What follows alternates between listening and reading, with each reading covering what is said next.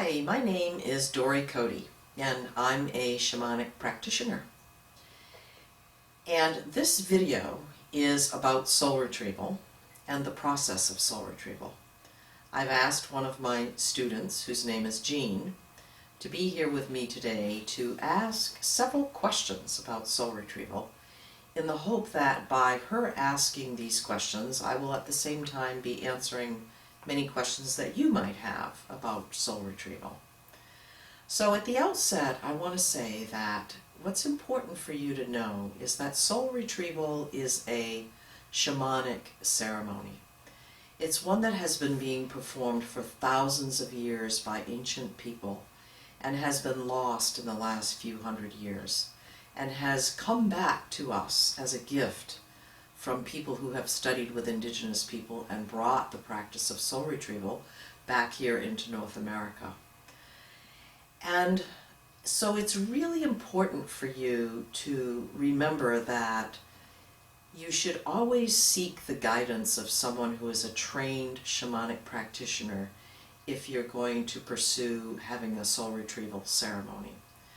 A shamanic practitioner works in a very different way than other kinds of practitioners in that what we do is we put ourselves in an intentional trance-like state.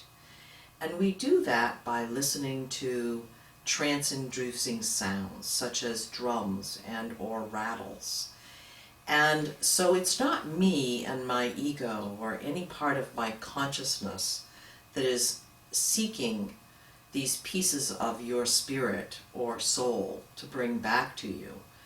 It's really not my mind at all. In fact, I might not know whether you need soul retrieval until I actually get into what is called the shamanic journey. So when we do the journey, what we're doing is we're working with a well-trusted helping spirit who we've had a long-term relationship with, who guides the work. And if there's anything that I really would hope that you would get out of this video, it's understanding that it's important to work with somebody who is well trained, who you trust, and who you feel safe with. Nobody can bring back a piece of your spirit without working from a place of love and compassion. We talk about pieces or parts or essences of your spirit. And it's through the love and compassion and the connection between the shamanic practitioner and their helping spirit that this work is done in sacred space. So Jean, thank you for being here with me today. I really appreciate your help, and we're going to pretend for a little while that you're a client coming to see me for the possibility of some soul retrieval work, and you have some questions. So what's your first question? How could I have lost a part of my soul or spirit? What would have happened to it? Okay. That's a really good question. Well, as we go through our lives here in our modern culture, we experience a variety of traumas. And the traumas are very different from person to person and from age to age. For instance, a trauma when you were 6 years old might have been, that you fell off your bicycle. Whereas a trauma when you're 25 years old might be that the love of your life has passed away or a significant relationship ended. So there's really no way of understanding exactly what the nature of the trauma might be that causes a part of our spirit to leave, but it is, in essence, mostly trauma. And so here's how we explain it. You probably have heard people, if you haven't been in an auto accident yourself, you maybe have heard people talk about how they're aware all of a sudden something is happening in the car and in a microsecond everything blacks out and they don't have a memory of what transpired. And no matter how hard they try, the memory of that accident just never is available to them. The whole reason for that is that what happens at the moment of recognizing that something terrible is going to happen, a a part of their mind, their thinking selves and their emotional selves, shuts down. It leaves. And the same is true for the person's spirit. A part of the person's spirit doesn't want to be present for this event. And so it leaves and finds a safe place to go and reside in another place, another dimension of reality, actually. And sometimes it comes back on its own, and sometimes it doesn't. And when it doesn't, it requires someone like me, who's a shamanic practitioner, or somebody who's a shaman in an indigenous culture, to travel outside of space and time and find that piece of your spirit and bring it back. How do I get my spirit back? And what's involved in the process? What do you do and what do I have to do? Yes. Well, first of all, your whole spirit is not missing.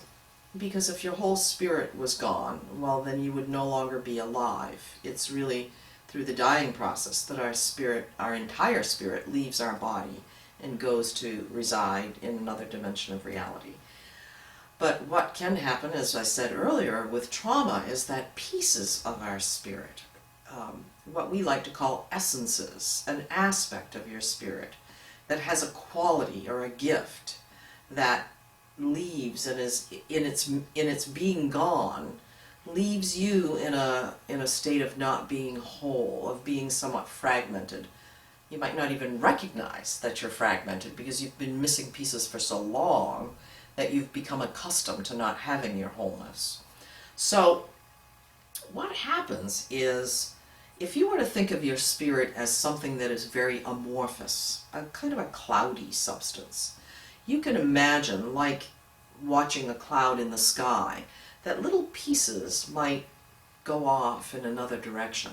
And that's what happens as you have an event in your life, whether it's suffering a difficult divorce, or losing a beloved through death, or having surgery.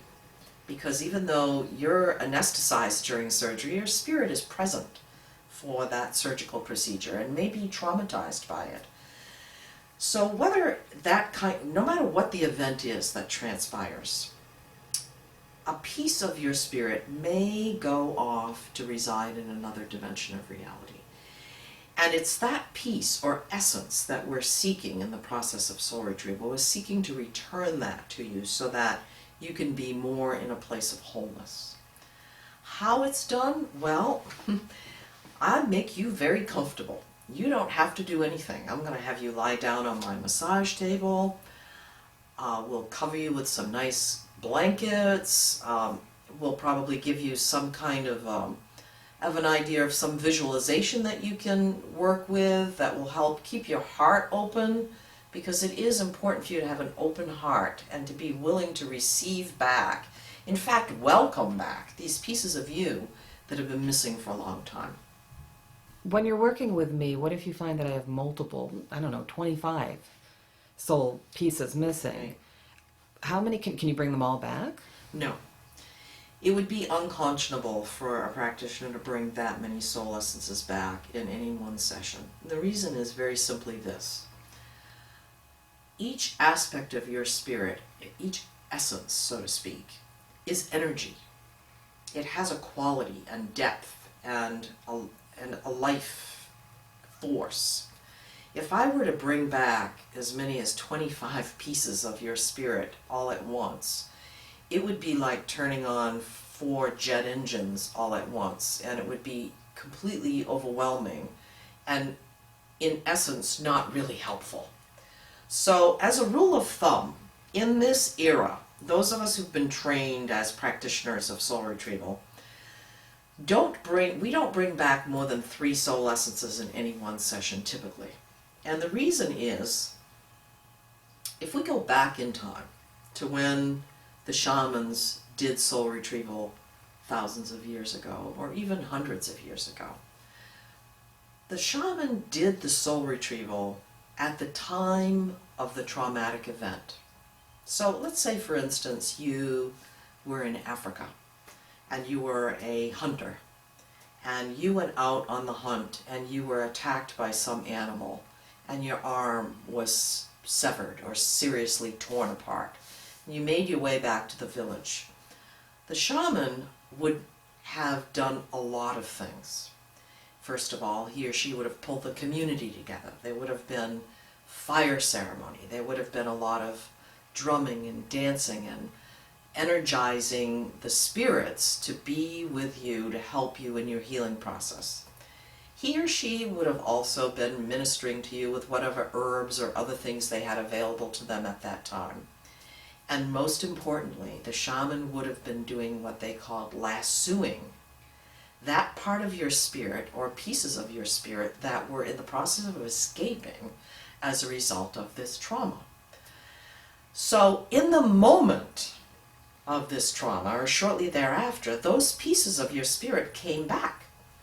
That enabled you, if you survive this accident, to move on with your life as a whole spirit.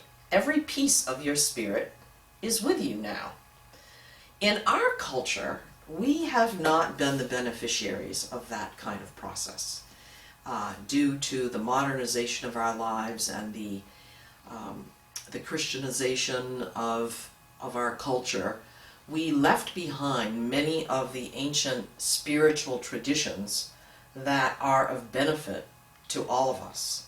So we don't, for the most part, except for those wonderful clients of mine who bring their children to me, which is wonderful because they have a consciousness of understanding that their children may be losing pieces of their spirit, and as a result, those children are having the opportunity to grow up without soul loss. But for the most part, we, in our age, in our generation, were not able to access somebody who did this kind of work for us. So now you might be missing 25 soul essences, but it would not be appropriate for me to bring that many back. So in our culture, what we've discovered is that we don't want to bring back more than 3 soul essences because to do so is overwhelming, and because you haven't been the beneficiary of receiving soul retrieval in your childhood or in your teen years or in your 20s or 30s or beyond, then we have to moderate how many pieces we bring back so that it is beneficial rather than harmful. Have you ever heard of someone losing a part of their soul in a past life, in another lifetime? And if in fact that happened, could that be affecting my current life? Oh yes, absolutely. It is somewhat rare, but it does happen that, and we don't really understand how or why, that at the time of death in another lifetime, it is possible that a piece of your spirit fragments from the wholeness of who it is and goes off and resides in some other place. And so then when you reincarnate into this current lifetime, you actually come into this lifetime with a piece missing, or perhaps more than one piece. That can have a pretty significant impact on a person's life because they truly don't ever have an experience of being completely whole. So they're born into a life where there's something that they know from sometimes early childhood, something's not right. I know there's something missing. Oftentimes I have people who have that kind of experience that come in to see me and say, I feel like since the moment I was born there's something that isn't right, something's missing. And sometimes in those circumstances I will find that there was a soul loss in another lifetime. Does it happen often? No. Is it possible? Yes. And when an essence comes back from a past life in that way, it is significantly impactful to the person who's receiving that soul essence back. For that reason, it's often really advisable to only do 1 or 2 soul essences in that session, because we're having a lifetime impact on this person's spirit, and it will make a significant difference oftentimes in the direction of that person's life, because it's fixing something that has been broken from birth. Is it possible that someone could have stolen a piece of my soul? That it didn't just leave my body because it wanted to, but that someone actually took a piece of it? Yes, yes, that is absolutely true. So if somebody's told you that, they're accurate. What happens, and it's really very much in our culture, it happens more in this time than it did hundreds or thousands of years ago. In our culture, unfortunately, we live lives where there's a tremendous amount of anxiety, there's a tremendous amount of fear, and there's a tremendous amount of envy and greed and desire to have something that somebody else has. And also, because we are living lifetimes where many of us have lost soul essences from early childhood, there are a lot of people walking around with like vacancy signs on them. Okay, there's like a lot of vacant spaces because their spirit, there's missing lots of pieces of their spirit. As a result, what happens is, not consciously, but unconsciously, without knowing in any kind of way, and not because there's any maliciousness attached to it, but a person who's missing a lot of pieces of their spirit, or who is living a life of being very envious of others, may inadvertently, and again, not consciously, draw somebody else's spirit into themselves because of a desire to have that particular quality or that particular essence as a part of themselves. So let's say, for instance, it happens a lot in situations where there's a love relationship that is not happy and is either ending or has ended, or sometimes with parent and child, or child and parent. Sometimes at the time of a parent or other loved one's death, they take with them a piece of the survivor's spirit, which then leaves the survivor in a state of ill health, either mentally or emotionally or physically. So again, it's not done with any kind of maliciousness or intention, but it is fairly prevalent in our culture. And as a result, people sometimes feel like something has happened ever since, I have a lot of people who come to see me and say, I know divorce is a hard thing, but I got divorced 15 years ago, and I still feel like things have not been right with me since then. I would suspect the possibility that there has been some soul thievery there. Another thing that can happen is that somebody, as I said before, has lost a loved one, either through a long illness or very quickly. It doesn't really matter. Oftentimes in very close relationships, the loss is so profound that the person who is dying does not want to go without their loved one with them, and they take with them a piece of their loved one's spirit. So all of those things are possibilities, and they're not unusual, and they're ways in which we can find those soul essences, communicate with the spirit of the person who has stolen, which is a really strong word, but let's say misappropriated, somebody's soul essence, and ask them to please give it back. Most of the time, it is very, very rare that I encounter a spirit who is a little contentious about wanting to give that spirit back. Almost always, I'll be communicating with that spirit and they'll say, oh, I didn't know. I certainly didn't mean to do any harm. Yes, of course, here it is. I'm giving it back to you. Of course, here. And this is important to understand. No matter how unhappy or egregious or rageful you might feel towards the person who you divorced from or who you had a really terrible work relationship with, no harm is ever done to the spirit of that person who has misappropriated a piece of your spirit.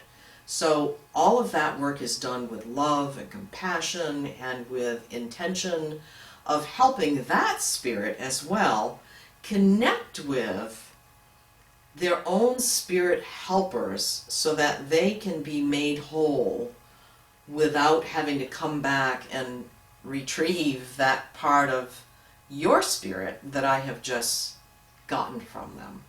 So it's all done with love and compassion. It's not a warrior kind of atmosphere. No harm is done to the spirit of the person, whether they're dead or alive, who has stolen someone else's soul essence.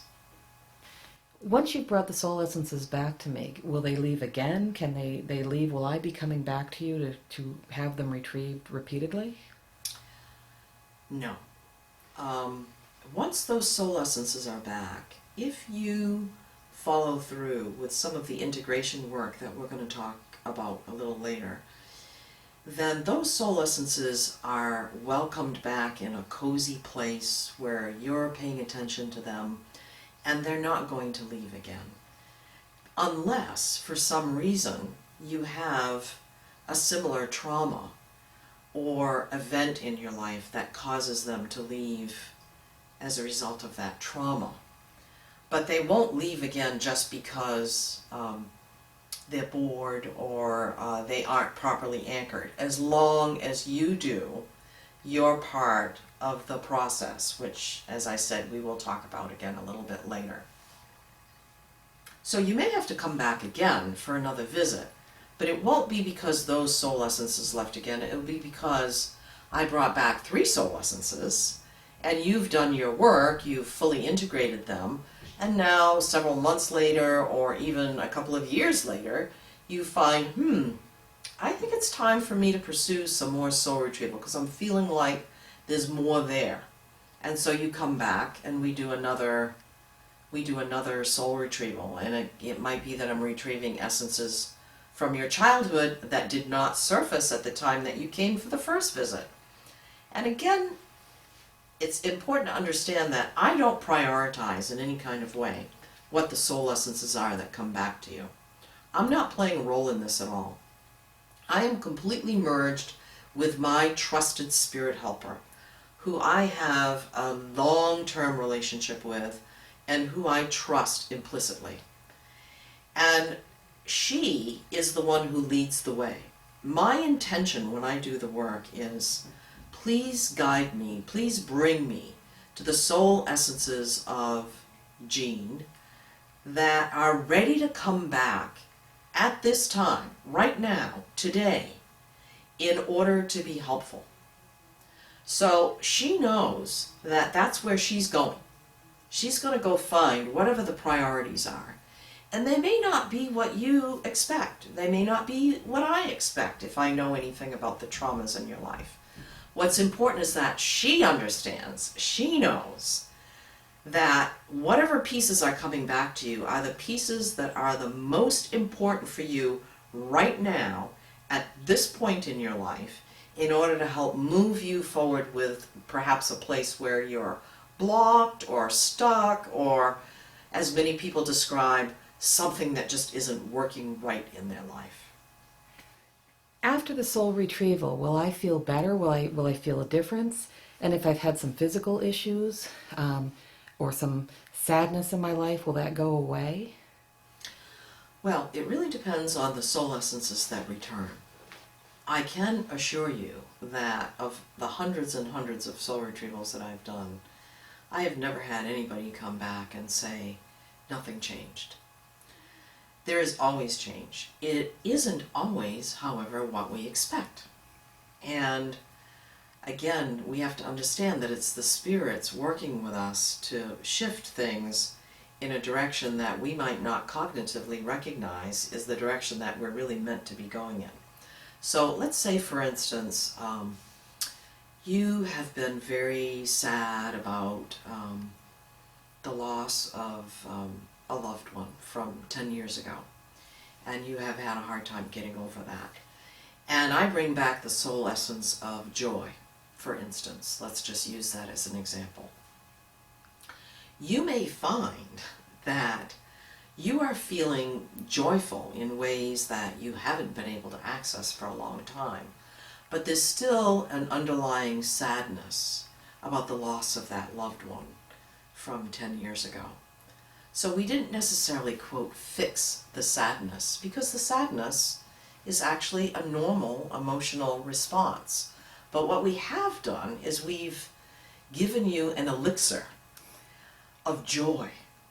And so now you can live your life joyfully while at the same time holding on to that natural emotion of sadness.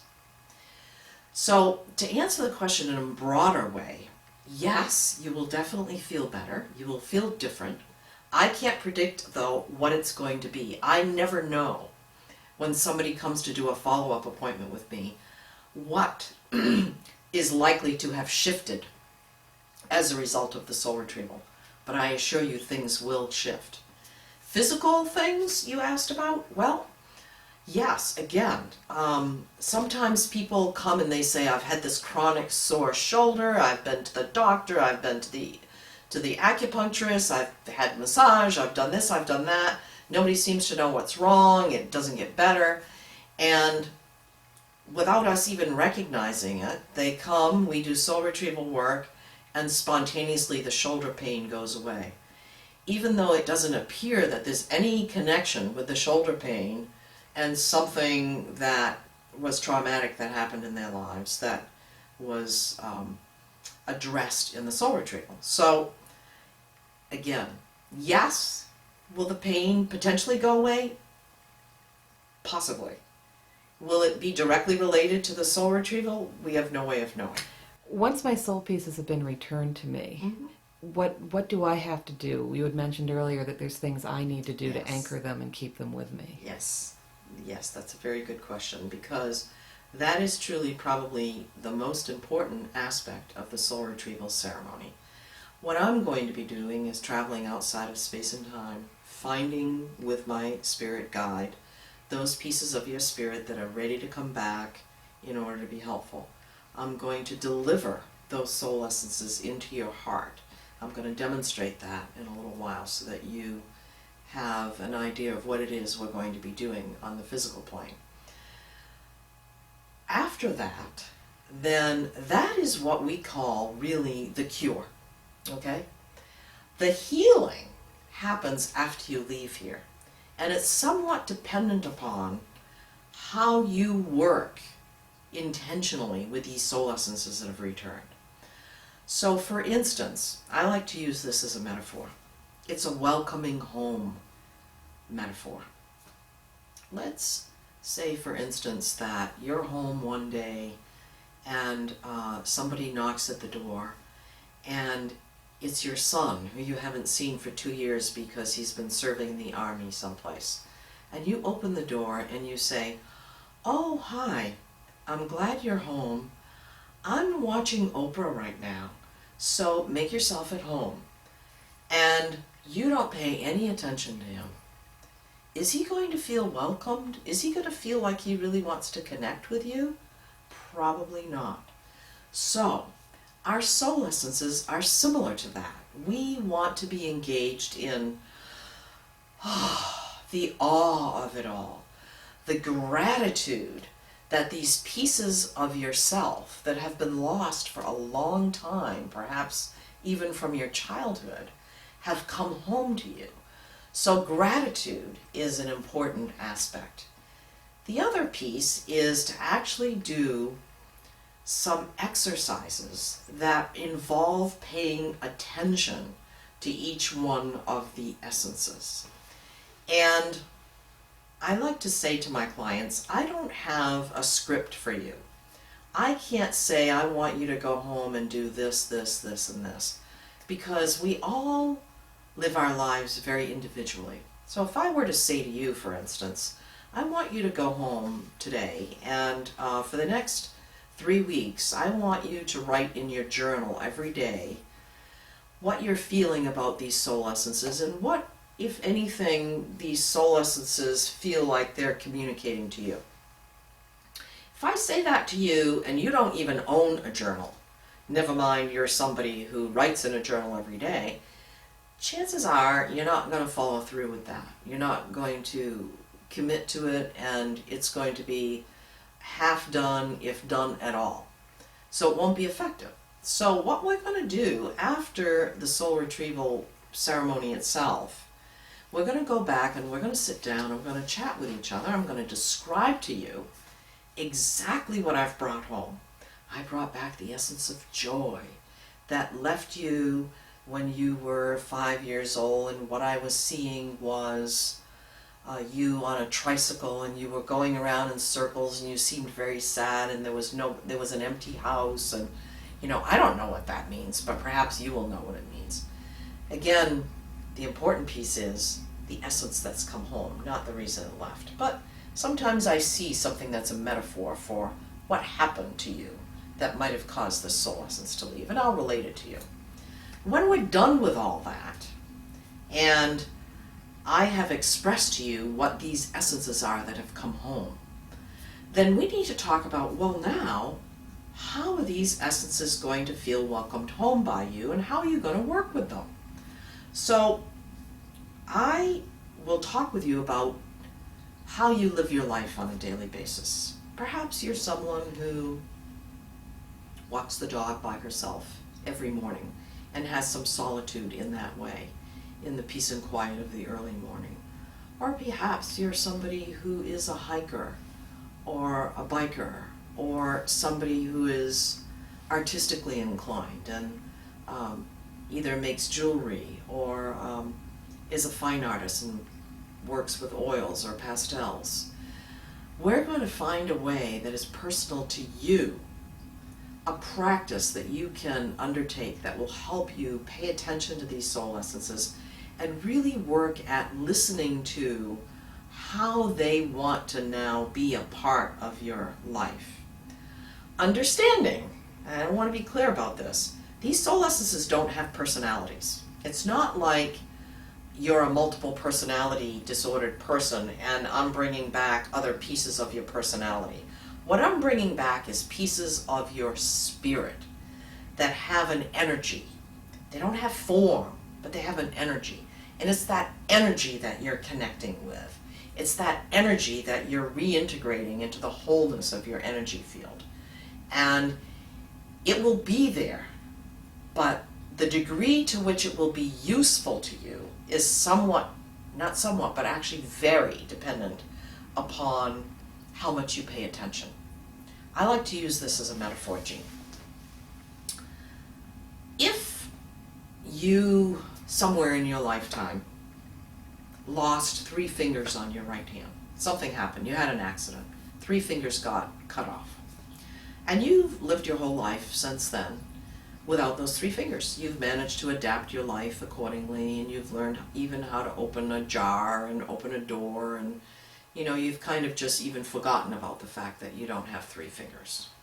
And then all of a sudden you meet somebody one day who says, wow, there's this new technology that's been developed, and you could actually have those 3 fingers back. There's a way that we can implant 3 fingers for you, and you'll never even know that they were gone. It'll be great.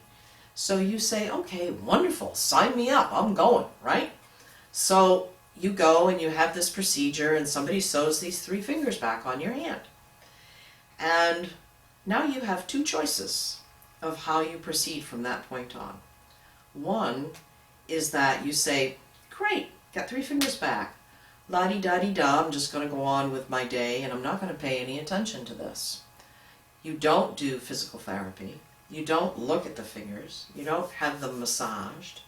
You don't really pay any attention, and therefore those fingers are still there. They're not leaving. But how useful are they to you, really? Have you learned how to open a door now with those 3 fingers there? Have you learned how to open a jar in a new way? Have you learned how to hold the steering wheel with all of your fingers? Whereas the flip side is, if you go and you say, wow, I have these 3 fingers back, this is awesome, I've got 5 fingers on my right hand now, I'm going to go do physical therapy, I'm going to go do water therapy, I'm going to go see a massage therapist and have the massage therapist work with getting the blood circulating through everything, then you're going to have 3 fingers on that hand that will be completely integrated with the other 2 that have been there all along, and a fully functional hand with 5 fingers that are working together. That's the goal of soul retrieval. Dory, I live with someone that I haven't shared that I'm coming to see you and to do this work. Mm-hmm. Is that person going to know? Will he be able to tell that I've seen you and there's a big change? Well, he may notice that there's a change. Will he know why there's a change? Probably not, unless you tell him. But the changes, again, are sometimes so subtle, and they're not immediate. That's, again, the important piece of the integration work, is that you're not going to leave here feeling dramatically different than you did when you walked in the door. You may feel really happy that you have pursued this ceremony today, and you may feel really great about all of that.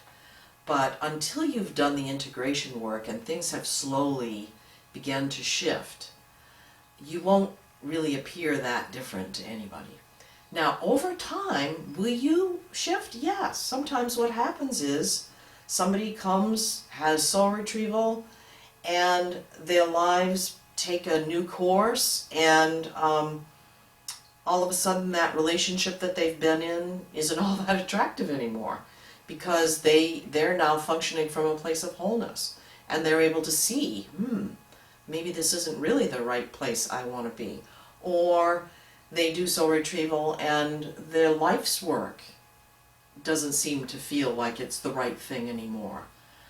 But to more directly answer your question, it's highly unlikely that your friend who you live with is going to notice anything dramatically different at the outset. The integration work, you can do that in the privacy of your own self. You figure out how to do that. We're not going to develop something that is so out of character for you that your friend is going to be saying, okay, she's never done this before in her whole lifetime. Why is she all of a sudden doing such and such a thing? We're going to develop something that is kind of a natural procedure for you, that fits into your already existing life. So it's not going to create a big question mark in anybody's mind. It's your birthright to have all pieces of your spirit with you at all times. And so I urge you to remember that it is important for you to pursue the possibility that you have suffered some soul loss at some point in your life, and that regardless of whether you are having any serious symptoms such as illness or discontent or depression, it is really possible that you have suffered soul loss. And remember, as I said at the beginning of this video, to pursue working with somebody who is a trained shamanic practitioner in doing so.